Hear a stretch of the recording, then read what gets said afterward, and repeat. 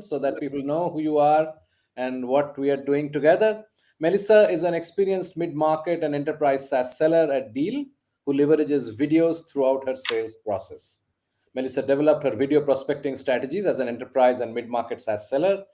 As a previous on air news reporter for CBS and an elementary school teacher, Melissa uses her previous skills to create educational research driven stories to inspire prospects to book a discovery call and progress opportunities, achieving over an 80% positive response conversion rate through video. Melissa started sharing her strategies on a variety of podcasts and summits. This influenced many sellers to leverage her strategies to book high quality meetings. These proven video outreach strategies have been successfully leveraged by SDRs, AEs, AMs, and strategic sellers in a variety of ways.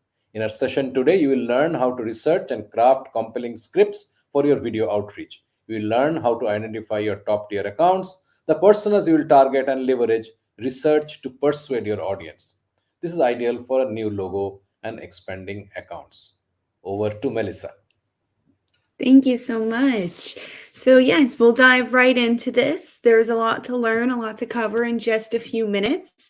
I'm actually going to set my timer. This is a tool that I use very frequently, whether I am in the research phase, so wanting to set a timer for how long it's taking for me to research, or maybe setting my timer for how long it's taking me to write a script, or even for recording. I think we all know that whenever we send videos, there's a lot of time that goes into it. So I like to leverage a timer all the time to keep me on track. And so that way things are a little bit smoother. So let's hop into it. Wonderful background. Exactly what we have here. I am currently an experienced mid-market and enterprise SaaS seller at Deal, where I sell global payroll across the world. So that means that my buyers are in all different time zones, all different places. Often there's language barriers. And so I really need to be an agile and understanding seller to help accommodate all of these different people all over the world. So video is really powerful for that. I leverage video to help explain different pieces of the product. I leverage video to help book more meetings and bring more people in across the board. It just helps when not everyone can hop in on a call at 10 o'clock Eastern time when I'm usually available. And so it helps to leverage video so people can watch it on their time. When I first started video prospecting, I was focusing primarily just on cold video outreach. This was back when I was an SDR. And so when I first started as an SDR, I was losing. I was losing a lot. I wasn't able to book the meetings that I wanted to book. Everyone else was doing it. They were making hundreds of cold calls during the day. They were sending hundreds of emails during the day. And when I just, joined what they were doing, I wasn't standing out. I wasn't being strategic. I was just blasting everyone. And surprise, surprise, I wasn't booking meetings. So I took the opportunity to craft a message and put it in a video. I sent it over LinkedIn, and that's how I booked my very first meeting with a COO of a very large furniture company in North America. At the time, I was selling chatbots and automation, so how to help, you communicate with your customers on your website. And so that's what I pitched to him. Once I booked that meeting, I realized that this is definitely the route I needed to go. Not only because, one, it was really fun for me to create that video, but it made a really strong, relationship right off the bat. And I was able to bring in that buyer and really help progress that deal. So on top of it, I was actually able to use all of my skills, which is exciting. It can be a little sad when you are an elementary school teacher and you get your master's in elementary education and then you throw it all away. So it was really exciting to use my degrees both as an elementary school teacher as well as when I was an on-air news reporter for CBS, because both of those tools and those skills I use every day in sales, especially when I am video prospecting. Of course, being a news reporter means that I've learned stage presence. I've learned how to tell a good story. I've learned how to edit, shoot film, and really put it all together into a compelling video. And then elementary school teaching, I've learned, of course, how to really take information that's super complex and break it down into something that's really easy and digestible for the other person to receive, helping them understand. And I think the number one thing when it comes to video is that all of our minds are changing. The way that we are, learning information is evolving more to video. We have a lot of visual learners out there. And so that's really what video is going to accomplish. Many of our learners and the way that we ingest information isn't just through reading anymore. And so video is really powerful, and it's a way for us to not only communicate with the buyer, but make it really easy for them to understand. So to do that, you have to have a really good script. You have to be really tailored and really understand what message it is that you want to share with the buyer or the prospect. What is it that you want them to learn? And if you're going in with cold video, that means this is your chance to pitch in a strategic way to get them to buy in and say yes to your next meeting. But you need to come with a lot of research, and you need to prove why that person should now spend 30 minutes with you. And it's a lot to prove. So let's talk about how you can prove that. These are our objectives today. We're going to research, we're going to create, and we're going to learn to book meetings and how you can scale this process. So to get started, the way that I do videos is, especially at this level, what I'm going to teach you today is very high level. You're going after C-suite, you're going after VP plus. These are for your high priority accounts. What I'm going to walk you through today, it takes time, which is why I have a timer. And for me, we want to be able to get you to do this in about 30 minutes. So that way it's really quick for you. Video can take time, but again, this is for your tier 1 accounts. So thinking about what are your top priority accounts, your top 10. What is your ideal customer profile? Who are your current customers? You really want to be able to map out your accounts and know that, okay, if I'm going to spend 30 minutes making a video for someone, I need to make sure that if I were to bring them in on a call, they would be amazed by our product. They need our product. I can really help them because I've seen these challenges that they're facing through my research phase. We want to know who we're sending it to. I personally believe that videos are going for the C-suite plus. So I segment it into 3 ways. Once you've identified your tier 1 accounts, it's now who do you send a video to? So of course, my favorite is going to be the perfect person. The perfect person is someone who I've been able to identify as seeking my solution. They could have come inbound at one point. They could have stated in a podcast that they are looking at digital transformation for their customer service. They could have shared on LinkedIn that they're looking to advance their operations with AI bots, or they're looking to add chat onto their website, or they've experienced something really good. You'd be surprised how much is out there. You just have to kind of go looking for it. But anytime that I can find the words of a prospect saying, I need X, or this is a challenge I'm looking to solve this year, or my company's focused on XYZ, and if it aligns to my solution, then I'm going to leverage that in my video for credibility. The next is high engagement and interest. So these are the prospects that are already engaged in your outreach. Maybe they've been in a sequence and they're opening every email. Maybe they forwarded your email and they sent it to a bunch of different people. This is your time to then make a video based off of the engagement. You see that they're interested in what it is that you're sending them. They just need that little push to say yes to that meeting. So let's leverage a video. And then finally is re-engaging and multi-threading. So has this prospect already engaged with you? Are you currently engaged with their organization? Do you need to get the economic buyer in on a call? Or maybe you need to get a different department to come in. This is your time to leverage video to explain how you're currently working with so-and-so and how you want to bring another person into the call. Let's get into the research here. So, of course, the background is being a news reporter. So that meant that I spent a lot of time researching. It's one of my favorite things, but that's also why I have a timer, because I could get really, really like in on the research. And sometimes it's hard for me to peel myself back. So to start your research, I suggest creating a folder. So that way you can start saving your images, your videos, documents, articles, whatever it is that you're finding about that account. Again, you're trying to solve or find, if this is an account that has a problem, what can you solve for them? And if your solution aligns with it. In that doc, you're storing all of your research, your prospecting plan, your script, and then you're creating a hypothesis. So what have you been able to find so far?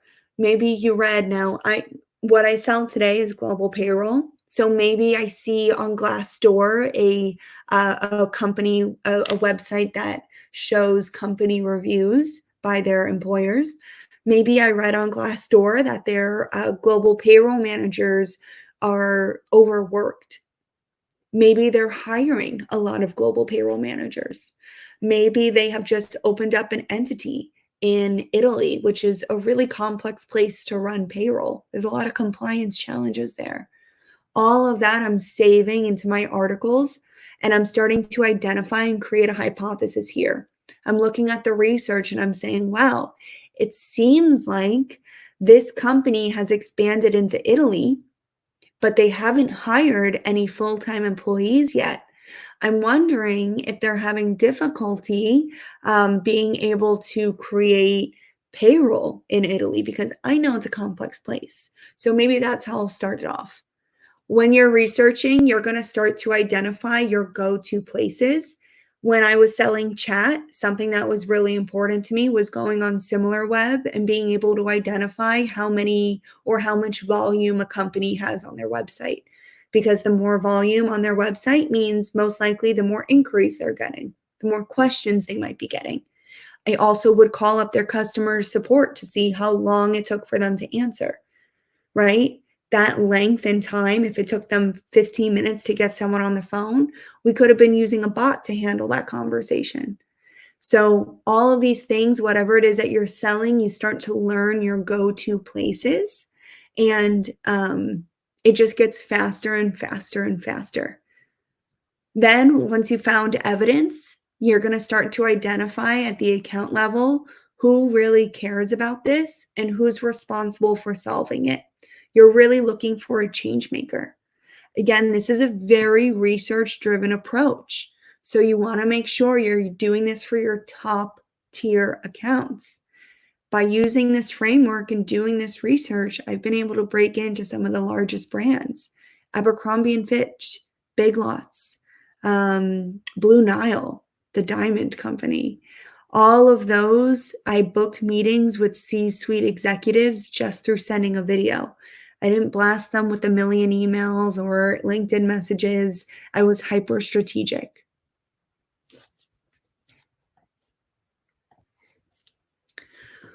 If you want to prospect a little bit more, you can start to build out your list of your target prospects. You can create these Booleans on LinkedIn where you're essentially just putting in keywords to try to find things. You're doing research on Google, you're searching podcast, article, video with some sort of pain that you solve, or an example is by putting the prospect's name and then what it is that you solve for to see if anything comes up. That could be a challenge that you solve for. Maybe you're going on YouTube and you're pulling the transcripts through Command F. You can even use some ChatGPT plugins there to be able to actually pull the transcripts from the video itself and then search within there, maybe asking it to identify what the challenges is that the prospect has said. There's so much you can do.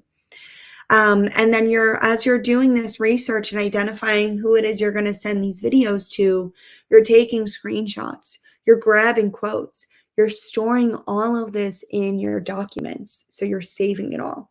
And then once you've identified your hypothesis and all the research that's going to help gain credibility, it's time for you to start putting it together into a script. So this is my script writing, process here. It's the same every time. Once you really start identifying the challenges that you solve for, where you seek the information to identify those challenges for company, that's Glassdoor, that's maybe RepView, that's maybe SimilarWeb, lots of places you can find information. Maybe it's Crunchbase. Then you're identifying what's the type of person that would typically buy your solution. Who can you find that you can present this information to, because you know that they care about it, especially since you saw on their LinkedIn that they have spearheaded initiatives in the past, or maybe they saw a podcast or an article or anything like that. Now it's time for you to write this script. So in these 4 sentences, it's going to be faster and faster. Eventually, what's going to happen is you're going to have kind of the same script, and you're just going to be kind of tweaking it a little bit. You're just going to be inputting the different company, the slightly different challenge, and maybe the different evidence that you have. So it's going to get faster and faster and faster. So sentence 1 in your script writing is going to be leading with the problem and the hypothesis. In news, it was really important that the very first thing that I said was, what is happening and why should the viewer care?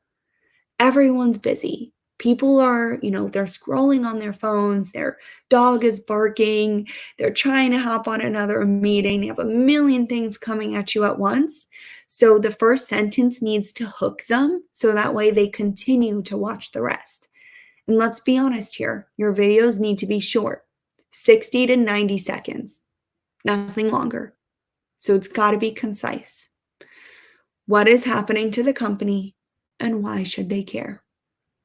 So if the global payroll example that I had before is what is happening to that company, I see that they're expanding into Italy. Why should they care? Italy's compliance is high risk, and you need to be very cautious about your payroll provider there. Sentence 2 is why them? Why are you reaching out to that very specific person? So what research and evidence do you have? At this point, I'm talking about how now Italy is a tier 1 challenge, place of compliance. Maybe I'm pulling in statistics about the amount of companies that have seen these compliance issues, these compliance challenges, while I'm pairing that with how I was able to identify on Glassdoor that their payroll managers are also at capacity and they need help. So they probably can't also manage another location, plus the complexities of compliance there. Sentence 3 is going to be the cost of inaction or the greater impact. So what would happen if they solved this problem? And then what would happen if they don't? You can choose if you want to go the cost of inaction or the greater impact. It's truly up to you. Some people can merge these together. However, you do want to be mindful of your time commitments and how long this video is. Truthfully, whatever you think is most compelling, follow your gut. But what would happen if they did solve this problem and they did have a compliance payroll? Well, then their employees would be paid on time. Their employees would be happier because they're not having to worry about their payroll experience. They would be actually able to retain more employees in these locations because they are not being, hit with compliance law challenges, or their paychecks aren't being held against them. So just a few examples there. And then sentence 4 is going to be the solution to the problem. So how have you helped others? You want to use examples of who solved this problem and some similar problems, and really what was the result here. So once you put all of this together, you're just answering these questions, you're writing it out, and then you're going to end with a call to action. I like to do a soft CTA, which is essentially not putting a hard time commitment, because again, they're watching this on their own time. So are you open to meeting in the near future to discuss this? Or are you open to learning about how X company solved this with my company today? Very open-ended. That's my vibe. I'm not a hard CTA person where I say, "Are you available on next Thursday at 3 p.m.?" I don't know when they're going to watch this, so a softer CTA for me. We have about a minute left before we hop into questions. We went through a couple of slides here. There is a lot when it comes to script writing. I do think that it's important that when you are recording your story that you are using a teleprompter. There is an app called Teleprompter that you can download, or you can use the script that you have and put it at the top. It's just a little bit easier to read the words than it is for you to memorize everything. When I was a reporter, the way that we used to memorize information was understanding what are the 3 points I'm trying to say. So the hook, my 3 points, and then wrapping it up. Very similar here if you want to memorize it, but I do recommend writing out your script, putting it on a teleprompter, and then reading it out. Alrighty, I think it's time we can go into questions because my timer is up.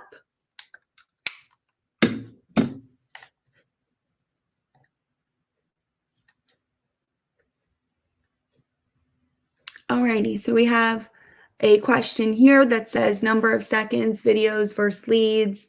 Let me see here. Yeah, so basically the question is, do you have any sense whether there is any correlation between the leads with the length of the video? Like a shorter video will have less leads and longer video will have more leads and vice versa or whatever. Is there any correlation at all? I think that the longer, if this is cold video outreach, the longer your video is, the least likely you're going to hear from them. To me, 60 to 90 seconds is fair. You'll be able to get everything that you need to say. Anything beyond that script, I don't think is like fully necessary. So you'll see a drop off if it's too long. You just will. Or they might get frustrated or annoyed if you're taking too long to get to the punch. Then they're not going to watch the full thing. And then you've wasted time and you've evoked a different type of emotion.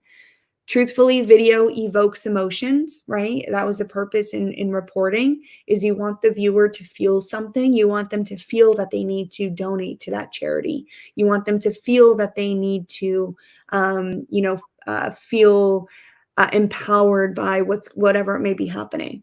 And so in this example, if it's too long, or if you're not getting to the point, or if you're just kind of on this monologue and you're ranting a little bit, the other person on the other end is going to feel annoyed that you're wasting their time. So be fair with the amount of time that you're allocating for the video. I think it's really important to also state the time commitment. So either that being in your email, in your message. I also like to edit it and put it on top. So that way it says 90-second video about X. So that way the prospect knows what they're opting into and they're not just clicking and they realize, oh my God, this is a 5-minute video. Like they're just going to exit out right away. Right. So do you have a sense of where video is working better? Is it for cold outreach or is it for post the initial connect when you are sort of trying to build the relationship? So I mean, I use it throughout my sales cycle. So Right. I use it in the very beginning, of course, but I find it really powerful throughout the sales cycle. Okay. I think that when you're going in cold with video, this is how you get your tier 1 accounts. This is how you get C-suites. This is how you get from Brandon Fluharty talks a lot about your diamond account hunting. These are the accounts that you're going after that you think are going to probably bring in the majority of your quota. Accounts where I don't know what everyone's quota is, but you're thinking, if I were to get this meeting, I know they're going to spend, X amount. This is a company that I can really bring in. I think that when you're leveraging video later in the sales process, it is going to continue to build that relationship. It really helps if you are demoing a product and you need to share a little bit more, of course. But when it comes to building the relationship, it's going to be powerful no matter what. In the beginning, I feel if I send it cold and then they join me on a meeting after, they're like, oh, Melissa, like it's already warmed up. They're already feeling more comfortable with me. There's a little bit of trust there. I did a lot of the research up front, so they know that I'm there to really guide them throughout this process. And it's a little bit more of a warmer lead, and the relationship is already deeper.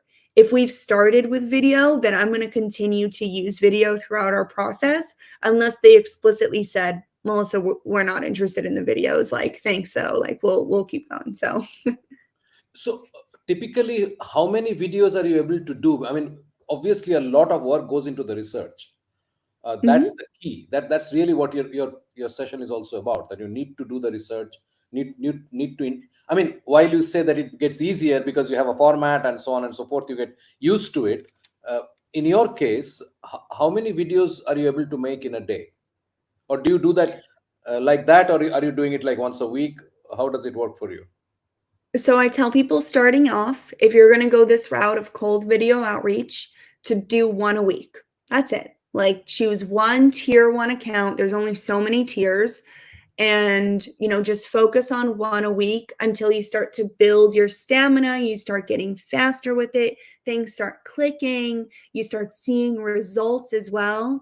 You don't want to put everything into it up front, because if you don't see results in a few weeks, then you're going to be mad at yourself and you're going to be burnt out and you're going to say video doesn't work. And that's not true. It does work. You just need to refine your process as you go and identify what works best for you. For me, I send videos all day long, every day. I can't tell you how many I send. Dozens. Like, it's pretty ridiculous, to be honest, but I also send videos even internally. So even if I need to get my boss to sign off on a specific price or something, I'm sending him a quick pitch video as to why we need to do something special for that client. I'm also sending videos to my clients about, okay, you can't figure out how we would do time tracking. Let me send you a quick 1-minute video on how you'll be able to do that with our platform. Got it. Wonderful. Any thoughts about whether, we had 2 sessions about using AI tools to mass produce videos with, like, you make one and then you sort of customize certain points and send it out. Do you have any thoughts on that? I do. I think it can be totally done right. 100%. I think you just have to be smart with it. And so if you are going to go the route of scalability, then you're probably not going to send that directly to your tier 1 accounts. You might be looking at tier 2, tier 3, or even lower level people at those accounts if you're going to do a video at scale. I do feel they still need to be personalized and they do need to be relevant. So whatever type of video tool you're using to scale it does matter. So that could be, if you're just taking pieces of it, maybe you're personalizing the first piece and you're talking about why them, why they should care and the evidence. And then maybe the last piece of that script, which is, a relevant customer story, the art of the possible, like what would happen if they make that change in the CTA. That piece can be fully replicated from each time you're doing it. So you can only do the first 2 to customize, and then the latter half fully be from, already created videos that you're just plugging and playing in. Right. Melissa, thank you so much. This is great. Before I let you go, I'll play one expert speak over here. We have reached out to other, experts, so friends who have some thoughts. So if you for a moment stop sharing, I will quickly play one video and we will end our session.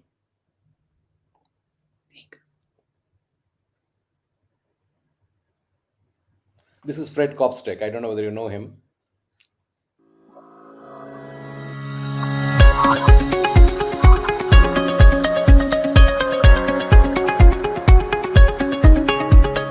The foremost experts and practitioners on video prospecting are coming together to present best practices, ideas and insights at the PitchLink Video Prospecting Summit 2023. As a run-up to the PitchLink Video Prospecting Summit, we reached out to renowned experts for their insights on leveraging video for sales. Hi, I'm Fred Copestake, founder of Brindis, a sales training consultancy. I think video is useful at all parts of the sales process. Now, whether that's posting on LinkedIn, part of building a personal brand and making sure that you stand out from all of the artificial nonsense that's out there now, because it's you speaking to camera. If it's part of messaging, again, within LinkedIn, within an email, or if it's part of building a proposal and putting a video into the website or into the message that the proposal is going with. I think it's a really useful tool because it helps people to see you, understand that you're a real person, to get that message across with the emotion and that kind of just authentic thing that seeing someone's face, hearing somebody's voice helps you to do. So yeah, that's why I'm a fan of video. And so that's why I use it at different parts of the sales process. So you know why I played it, because you mentioned that you use it throughout your process, and I thought Fred would be, I mean, he actually literally echoed what you said. Of course, he made some points on the side, but the sentiment was exactly the same, that you use it throughout the journey, and it's not like, oh, we'll do it for cold, for opening, and we'll not do it for closing, and so on. Melissa, thank you so much for your time. Thanks for your patience. I know we are running a little late, but this is fun, and there is so much that we have learned today. Thank you so much. Wonderful. Enjoy the rest. Take care. Thank you so much for having me.